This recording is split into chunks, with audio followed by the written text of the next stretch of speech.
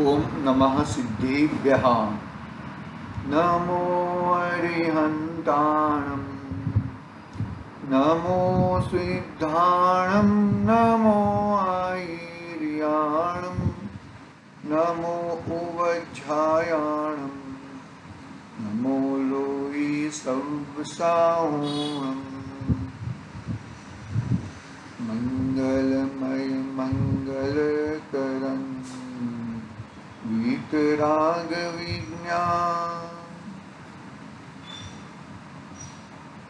मंगलमय मंगलकरं वीतराग विज्ञान। नमो ताहि जाते भये हरिहंतादि महान, हरि मंगल करि हूँ महान। ग्रंथ करन को काज, जाके मिले समाज सब, पामे निज पद राम। चेतिए चेतन, चेत्या विना किम चालसु।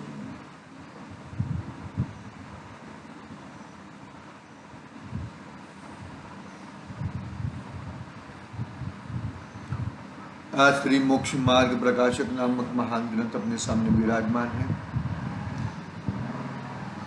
आचार्य कल्प पंडित प्रवर्तोड़मधि साहब द्वारा रचित महान ग्रंथ है। तीसरा अधिकार है। तीसरा अधिकार में संसार में दुखों का वर्णन और मोक्ष में सुख का वर्णन, उसकी बात अपनी चल रही है। अभी तक पंडित जी साहब ने आठों कर्म के उदय में किस किस प्रकार की परिस्थिति होती है वो बताया। कैसा कैसा रोग होता है, रोग का निदान किया और वो रोग के निदान का उपाय बताया। जो तू पहले क्या कह दिया कि जो तू उपाय कर रहा है वो उपाय सब गलत है, वो उपाय को निकाल दे। हम लोग घर पे कुछ हो गया, थोड़ा मोटा सर्दी जुकाम हो गया हो या कुछ बुखार जैसा आ गया हो, तो हम घर में थोड़ी दवा ले लेते हैं, फिर अच्छा ठीक नहीं होता, फिर हम लोग डॉक्टर के पास जाते हैं। डॉक्टर क्या कहते हैं, जो तुमने घर पे जो दवाई की है ना वो सब उपाय झूठा है, वो उपाय बंद करो और ये जो मैं पढ़ी की बना के दिया है वो लो, आपको अच्छा हो जाएगा। मतलब कहने का भावार्थ यहाँ पर सीधा बात है कि तुम अपनी मनमानी से कुछ मत करो। ज्ञानियों के मंतव्य, ज्ञानी किस हिसाब से क्या बात बताते हैं वो हिसाब से चलोगे तो तुम्हें फल मिलेगा, बाकी अन्यथा फल मिलेगा नहीं। ऐसे सुंदर बातें यहाँ पर 8 कर्मों के माध्यम से आई। अभी वो 8 कर्म की अपेक्षा से वो बात बता दी। अभी पर्यायगत, पर्याय के हिसाब से किस तरह की परिस्थितियां होती हैं वो बतलाते हैं पंडित जी साहब। हम लोग 5 इंद्रियां है ना, 5 काय, मतलब 5 काय और छठा त्रस, 5 स्थावर और छठा त्रस। तो निगोद काय के जीव में, एकेंद्रिय जीव में किस किस तरह का दुख पाया जाता है उसकी बात यहाँ पर करते हैं, पढ़ते हैं हम लोग। देखो, पर्याय की अपेक्षा से अब इस दुखों का वर्णन करते हैं। पर्याय की अपेक्षा से इन दुखों का वर्णन करते हैं, मतलब किस किस तरह से क्या क्या होता है वो बात यहाँ पे बतलाते हैं। एकेंद्रिय जीवों के दुख, क्या कहा? एकेंद्रिय जीवों के दुख। इस संसार में बहुत काल तो एकेंद्रिय पर्याय में ही बीतता है। बहुत काल का मतलब क्या हुआ कि असंख्यात काल, अनंत काल। इसलिए अनादि से ही तो नित्य निगोद में ही रहना होता है, अनादि से तो नित्य निगोद में ही रहना होता है। फिर वहां से निकलना ऐसा है कि जैसा भांड में वो जो रहता है ना, चना भूजते हैं वो ऐसा, या वो क्या बोलते हैं उसको, मकाई मकाई। फिर वहां से निकलना ऐसा है कि जैसा भांड में भूजते हुए चने का उचट जाना, चने का उजट जाना, इस प्रकार वहां से निकलकर अन्य पर्याय धारण करके त्रस में तो बहुत थोड़े ही काल रहता है, त्रस में तो बहुत थोड़े ही काल रहता है, एकेंद्रिय में ही बहुत काल व्यतीत करता है, एकेंद्रिय में ही बहुत काल व्यतीत करता है।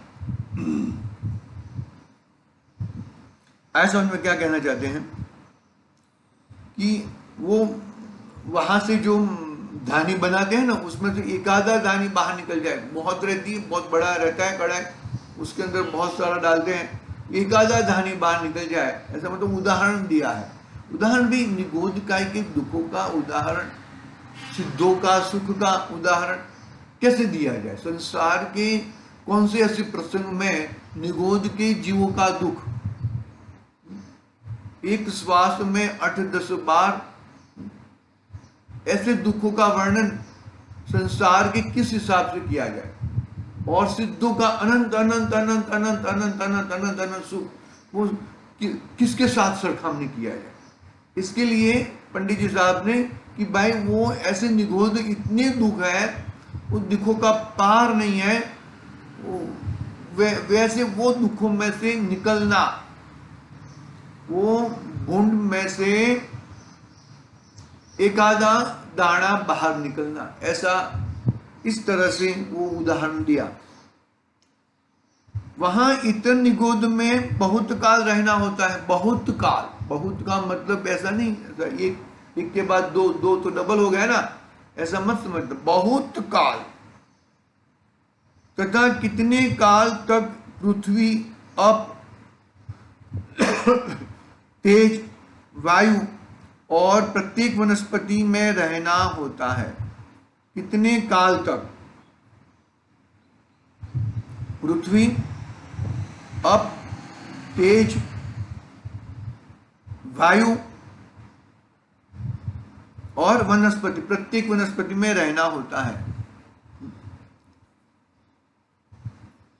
पृथ्वी का एक, जल का एक, अग्नि का एक, वायु का एक और वनस्पति का एक रहना होता है। आप एक सोचो,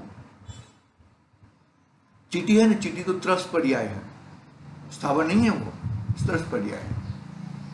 एक छोटा सा कोई स्वीट का कुछ टुकड़ा पड़ गया हो, रह गया हो, तो उसके पीछे एक दो चींटी नहीं, कितनी चींटियां आ जाती है, बरोबर है। तो आप ये सोचो, ये तो त्रस काय की पर्याय के जीवों की हुई, तो उसके जीवों की कितनी होती होगी, एक इंद्रिय के जीवों की। थोक बंद रहते हैं एक साथ में, थोक बंद, प्रमाण है। एक शरीर में अनंता शरीर रहते हैं, ऐसा। एक सिद्ध में सिद्ध अनंत, और यहां पे एक निगोद काय जो शरीर रहता है, वो शरीर में, शरीर के आश्रय असंख्यात अनंत जीव रहते हैं, वो ही भोगवे और वो ही जाने। वो दुखों का भुगवटा भी वही करते हैं और वही जानते हैं, उनको ही मालूम, वही भोगवे और अरिहंत भगवान जाने। ऐसी बातें हैं भैया। वहां हितो निगोद में तो बहुत काल रहना होता है। तथा कितने काल तक पृथ्वी अप तेज वायु और प्रत्येक वनस्पति रहना होता है। नित्य निगोद से निकल कर बाद में त्रस में रहने का उत्कृष्ट काल तो साधिक 2000 सागर ही है। त्रस में रहने का साधिक 2000 सागर ही है। तथा एक इंद्रिय में रहने का उत्कृष्ट काल असंख्यात पुद्गल परावर्तन है। और एक पुद्गल परावर्तन का माप देते हैं।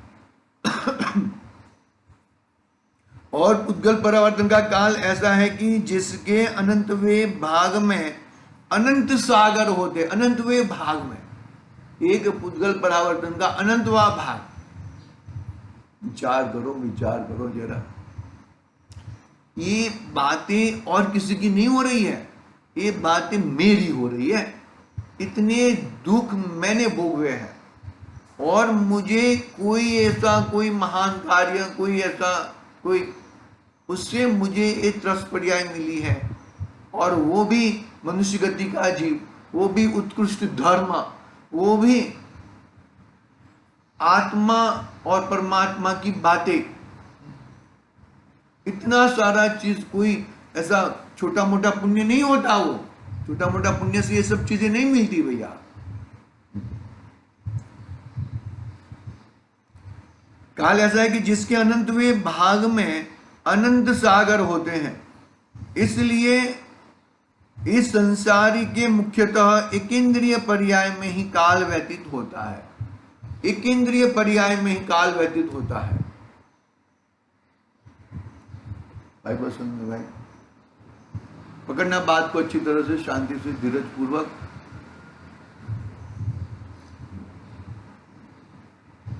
वहां एक इंद्रिय के ज्ञान दर्शन की शक्ति तो किंचित मात्र रहती है। क्या कहा? ज्ञान का उघाड़ एक स्पर्शन इंद्रिय के माध्यम से ही मालूम पड़ता है। बराबर। एक इंद्रिय के ज्ञान दर्शन की शक्ति तो किंचित मात्र ही रहती है। एक स्पर्शन इंद्रिय के निमित्त से हुआ मति ज्ञान और उसके निमित्त से हुआ शुद्ध ज्ञान तथा स्पर्शन इंद्रिय जनित अचक्षु दर्शन, जिनके द्वारा शीत उष्ण आदि को किंचित जानते देखते हैं। बता दिया ना कितनी पामरता है। 3 लोक का नाथ हो सके ऐसी शक्ति धारण करने वाला जीव। मारीच की पर्याय, बरोबर है। फिर तो बाद में 3-4 बार देव और मनुष्य आदि हुए। फिर कहते हैं कि 66,000 भाव, कितने 66,000 टाइम्स आंकड़ा के भाव में। आंकड़ा समझते हैं? वो जो एक ट्री आता है उसमें एक इंद्रिय पर्याय में रहे, जो 3 लोक के नाथ अंतिम तीर्थंकर महावीर भगवान है ना। इतिहास है ना, तो तेरा इतिहास भी ऐसा ही है, ऐसा समझ लेना। और वो वहां से च्युत होकर अपना त्रिकालिक रूप भगवान आत्मा को पहचान कर क्षायिक सम्यक तो प्रकट करके पर्याय में त्रिलोकी बना प्रकट किया। भाई तू भी ये कर सकता है। तेरे दुखों का तो अनंतो पार नहीं है, लेकिन ये दुखों से दूर तो हो सकता है। ऐसी शक्ति तेरे पास है भैया। देखो तुमने, देखो क्या कहा। ज्ञानावरण दर्शनावरण की तीव्र क्या हुआ कि स्पर्शन इंद्रिय जनित अचक्षु दर्शन, जिनके द्वारा शीत उष्ण आदि को किंचित जानते देखते हैं। ज्ञानावरण दर्शनावरण के तीव्र उदय से इससे अधिक ज्ञान दर्शन नहीं पाए जाते और विषयों की इच्छा पाई जाती है, जिससे महादुखी है। कौन है महादुखी है? कौन महादुखी है भैया? मैं महान दुखी हूं। मैंने अपनी वस्तु को पहचाना नहीं, अपनी वस्तु में स्थिरता नहीं की, इसके लिए मैं महान दुखी हूं। पकड़ में आ रही है कि नहीं आ रही बात? इतनी लापरवाही, इतनी बेदरकारी करके क्या क्या हासिल होगा? बस दुख और दुख हासिल होंगे, और क्या हासिल होंगे?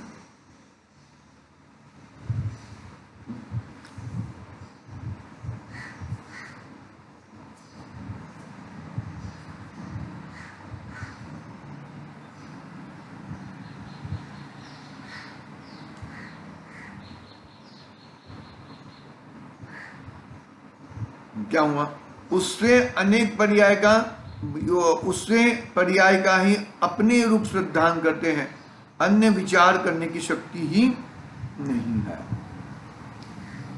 क्या हुआ देखो, कहाँ थे हम लोग, ज्ञानावरण दर्शनावरण की तीव्र उदय से अधिक ज्ञान दर्शन ही पाए जाते हैं और विषयों की इच्छा भी पाई जाती है, जिससे महादुखी है, जिससे क्या है, महादुखी है। तथा दर्शन मोह के उदय से मिथ्या दर्शन होता है और उससे पर्याय का ही अपने रूप श्रद्धान करते हैं, अन्य विचार करने की शक्ति ही नहीं है, अन्य विचार करने की शक्ति ही नहीं है। आगे, तथा चारित्र मोह के उदय से तीव्र क्रोधादि कषाय रूप परिणमित होते हैं, क्योंकि उनके केवली भगवान ने कृष्ण, नील, तापोत यह 3 अशुभ लेश्या ही कही है और वे तीव्र कषाय होने पर ही होती है। वहाँ कषाय तो बहुत है और शक्ति सर्व प्रकार से महानहीन है, इसलिए बहुत दुखी हो रहे हैं, कुछ उपाय नहीं कर सकते। कितनी जबरदस्त बात कह दी, कितनी जबरदस्त बात कह दी भैया, बहुत ही जबरदस्त बात कह दी।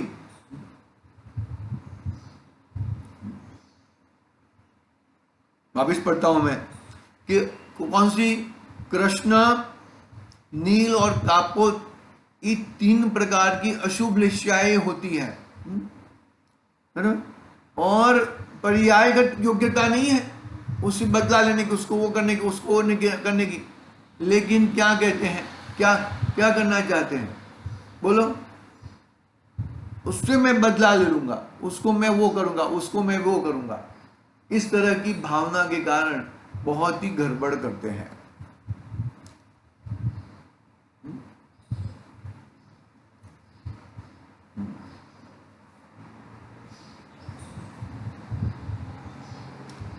वहां कषाय तो बहुत है और शक्ति सर्व प्रकार से महाहीन है, इसलिए बहुत दुखी ही हो रहे हैं, कुछ उपाय नहीं कर सकते, कुछ भी उपाय नहीं कर सकते। यह कोई कहे कि ज्ञान तो किंचित मात्र ही रहा है, फिर वे क्या कषाय करते हैं। क्या कहा, ज्ञान तो किंचित मात्र ही रहा है, तो फिर वो कषाय किस प्रकार से करते हैं।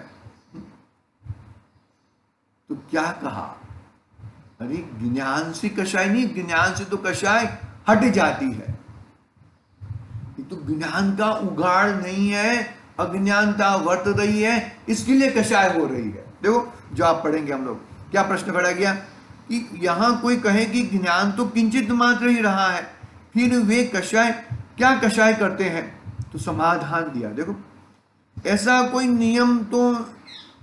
नियम तो है ही नहीं कि जितना ज्ञान हो उतनी ही कषाय हो, जितना ज्ञान हो उतनी ही कषाय हो।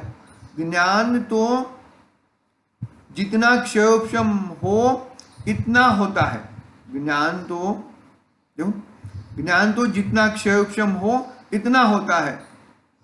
और जैसे किसी अंधे बहरे पुरुष को ज्ञान थोड़ा होने पर भी बहुत कषाय होती दिखाई देती है, उसी प्रकार एक इंद्रिय के ज्ञान थोड़ा होने पर भी बहुत कषाय होना माना गया है। क्या कहा कि ऐसा कोई नियम नहीं है कि जितना ज्ञान हो इतनी ही कषाय हो, ज्ञान तो जितना क्षयोपशम हो इतना होता है।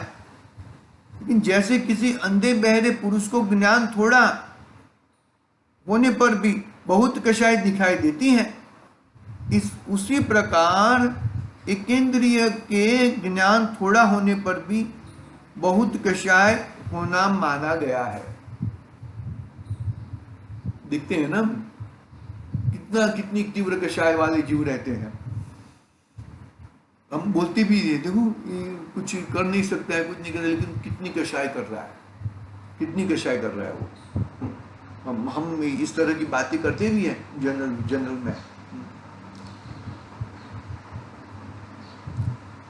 कि ऐसा कोई नियम नहीं है कि जितना ज्ञान हो इतने देखो जिसको ज्ञान है ना, क्षयोक्षम बाह्यम में ज्ञान, वो तो बहुत शांति से शांतिपूर्वक कार्य कर लेता है। आई बात समझे?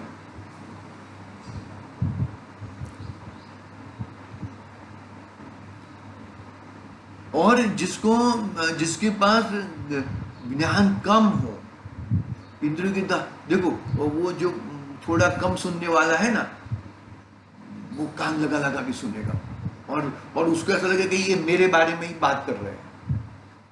तो ये उदाहरण दिया, वो तो दिखता है प्रत्यक्ष। जिसको कम इंद्रिया है और इंद्रिय संबंधी ज्ञान भी उगाड़ कम है, उसको तो और तीव्र वेदना होती है, और तीव्र कषाय में भड़कता है वो, और हमें लगता है कि ये स्थिर बैठा है, स्थिर नहीं है। एक इंद्रिया आदि हम देखते हैं ना, कितनी तीव्र कषाय रहती है, कैसे बचू? अरे 2 इंद्रिय वाले, 3 इंद्रिय वाले, 4 इंद्रिय वाले, क्यों? उसी प्रकार एक इंद्रिय के ज्ञान तो थोड़ा होने पर भी बहुत कषाय होना माना गया है, तथा बाह्य कषाय प्रकट तब होती है जब कषाय के अनुसार कुछ उपाय करे, परंतु वे शक्तिहीन है, इसलिए उपाय कुछ कर नहीं सकते। बाह्य कषाय देखो, हम मानो कि थोड़े कम ताकत वाले हैं, और कोई सामने वाला बहुत ताकत वाला आ गया, क्या है, मैं बाद में तुझे देख लूंगा, अभी तू है ना, तू बाद में मैं तुझे देख लूंगा, ऐसे होती है। तो ये देखो, ये यहाँ पर क्या कहते हैं कि बाह्य कषाय प्रकट तब होती है जब कषाय के अनुसार कुछ उपाय करे, जितनी कषाय है वो इस हिसाब से उपाय करे, मारने के उपाय करे, होम करने की, क्रोध करने की, वो करने की उपाय करे, परंतु वो तो शक्तिहीन है, एक इंद्रिय है उसके पास, तो इसलिए उपाय कुछ कर नहीं सकते, इससे इनकी कषाय प्रकट नहीं होती, इसलिए उनकी कषाय प्रकट नहीं होती। जैसे कोई पुरुष शक्तिहीन है, उसको किसी कारण से तीव्र कषाय हो परंतु कुछ कर नहीं सकता, इसलिए उसकी कषाय बाह्य में प्रकट नहीं होती, वह अति दुखी होता है।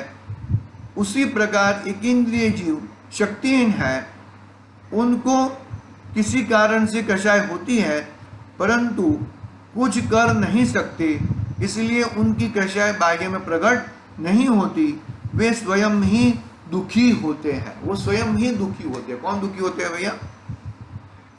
अरे वो उनका दुख, वो स्वयं दुख भोगते हैं और केवल जानते हैं, हमने पहले ही कह दिया।